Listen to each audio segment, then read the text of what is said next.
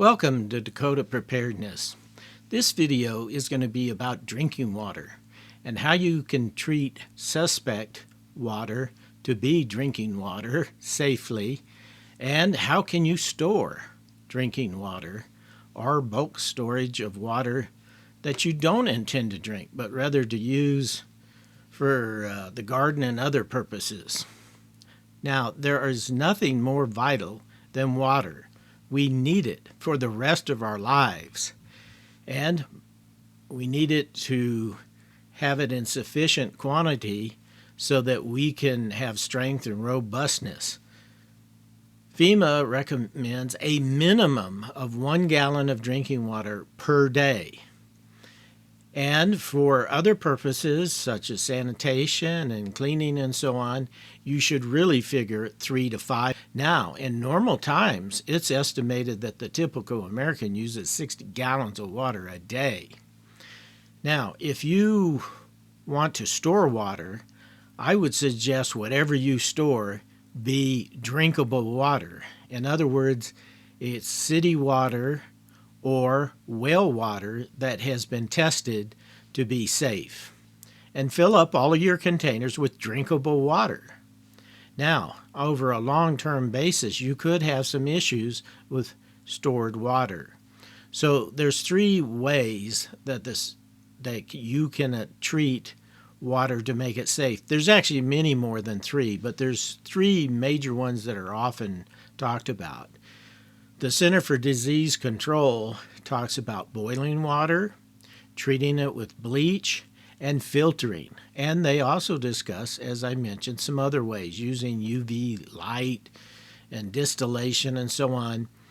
But let's just keep it simple and figure we're going to boil it or use bleach water or filter it.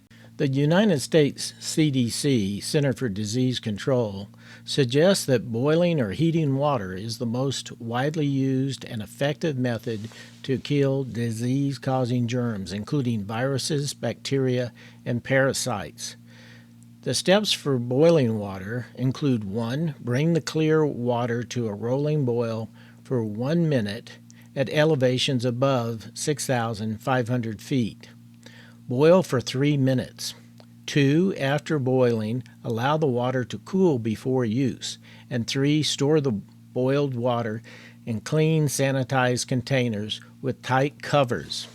Now, 2 considerations.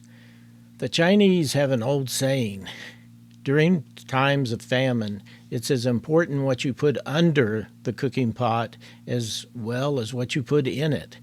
In other words, what is going to be your source to be the element of fire that will heat the boiled water? So will it be propane? Do you have enough on hand for that? Or 2, will it be a wood-fired stove and you have to go to the effort of constantly feeding wood to the fire? Now, a second point I would make, if you use a wood-based fire, is that you have a 5 or 10 gallon container to boil the water in.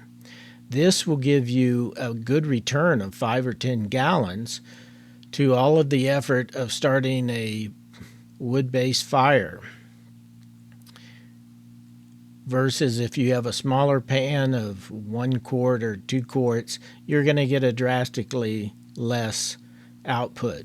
The second method the United States Center for Disease Control, the CDC, suggests is using bleach to disinfect the water. What they suggest is add 8 drops or a little less than 1/8 of a teaspoon of 5 to 9% unscented household bleach to 1 gallon of water. For cloudy tap water, use 16 drops or 1/4 teaspoon. If you don't have household bleach, chloride dioxide tablets or iodine can be used according to label instructions. Now, when I store bulk water, I ensure that it's drinkable at that point in time, that it's safe water.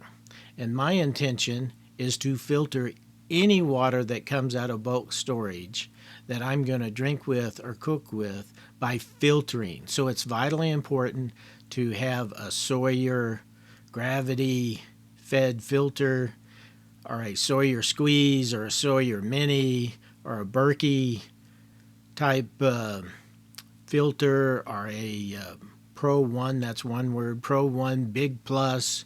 It's a new brand name that's out. You need some water filters. The advantage of this is it's passive. You don't have to do a whole lot of work. The basic principle is you put the water into the filter and it comes out clean and drinkable. Now, it may not be as efficient or as effective as using a chemical treatment or boiling the water, but in my experience, it's good enough. And let me tell you, on one occasion, I was hiking in Canada, and I was forced to filter some just absolute pond water. And one of the little techniques you can use, I filtered it a first time. It didn't look good. I filtered a second time. Didn't look quite like I wanted to drink it. The third time, it looked fine, and I drank it. I was fine. Now, as the years have gone on, I thought maybe I should have boiled it also. There's nothing wrong with combining different treatment methods if the water is highly suspect. During a short-term emergency, bottled water is ideal, and so I keep a few cases available. However, if you get into a long-term emergency preparedness, you're going to need some stored water in bulk. So have some bottled water on hand. However, I do not suggest gallon water or 2.5 gallon water, that containers that you can get at the grocery store. I've done that and found that for various reasons, I ended up with a puddle that had to be cleaned up. So bottled water is fine. Now, beyond that, how do you want to store water? Well, if you get online, you'll find out there are containers of every shape and size and every cost point on the cost spectrum. But what I use is one water bricks. You can get a half a dozen of them from Amazon for $129. They contain 3.5 gallons, and they're uniquely designed to stack and utilize all the available space. So they're ideal for people who are doing emergency preparedness in apartments or have limited space. You could usually put them underneath a bed or stack them up in a closet. Now, keep in mind that a gallon of water weighs 8.3 pounds. So you have to be respectful of the design of the building that you're placing this water in. Number two, I like aquatainers, which are 7 gallon. And nowadays you can get for $15 at Walmart or Amazon. And they're ideal because 2 of those is 14 gallons, and that would meet the minimum for 2 weeks of 1 gallon per day of drinking water. Now, the bottled water and water bricks and aquatainers, they don't weigh so much that you can't move them. But when you start stepping up into barrels that have 35, 45, 55 gallons of water, or water totes of 275 gallons, well, they are what I call a monument. You are not going to move them if they're full. But they can be ideal for bulk storage. So a 55-gallon drum can be acquired for $140 at Farm and Tractor. Also, a IBC 275-gallon container water tote can be attained at Farm and Tractor for $400. Now, all of these containers, if you get on the online at Uline and NTO containers. You can find all sorts of different containers. So you should probably shop around if you want to get into bulk water storage. Now, if you're going to get a water tote, I would suggest several accessories. One is an adapter on the faucet.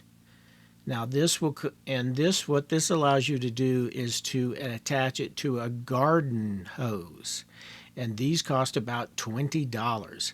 I find that when I buy IBC water totes, I always bought them used, and they already had the adapter on them. But one thing I do in addition is I get some brass or metal caps and screw those on at the end of the faucet so no insect or dirt can work its way up into the faucet. Number 9 is for plastic 55-gallon drums or other size drums, 35, 45-gallon drums.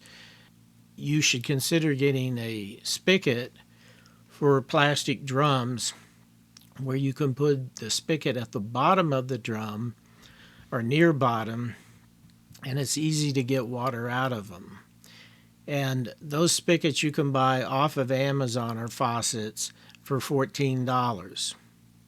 Otherwise, if you have a drum that can only be, the water can be dispensed from the top, you need a water pump. And this depicts a popular water pump that sells for $38. Now, you might also want to consider a 55-gallon cover, and you can obtain those from Amazon for $19. Now, I only have one of these. I put it on over a metal 55-gallon drum that I bought to put in trash in. But by putting the cover on it, it protects it from rusting. There is also IBC 275-gallon tote covers, which can be purchased for $19. The storage location for your water bulk storage is important. Store your water in a cool, dark place, ideally between 50 and 70 degrees Fahrenheit. At minimum, have it at room temperature. Avoid direct sunlight and areas with fumes or chemicals. Also, it's important to know how you can replenish your bulk water supplies.